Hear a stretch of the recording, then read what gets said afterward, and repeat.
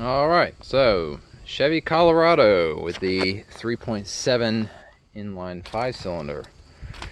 Why it is so expensive to have the timing chain and or head gasket done, even though you can do the head gasket without it being super expensive, but specifically the timing chain.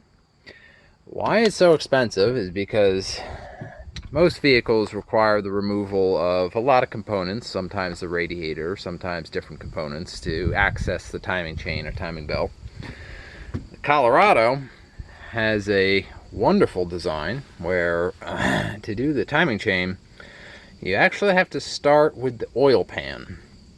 The oil pan needs to be removed, and on the four-wheel drive version, it's particularly quite expensive to do it because you have to remove the front axle assembly.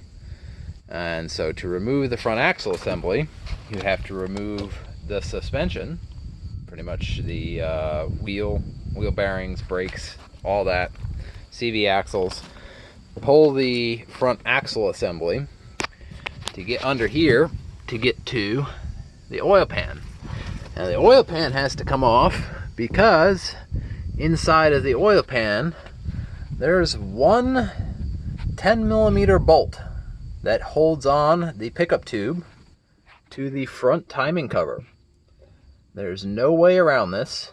You have to pull the oil pan to get this front timing cover off.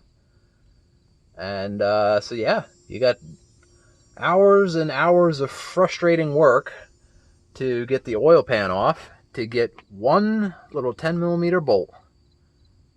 All that just to get the timing cover off to do the timing chain.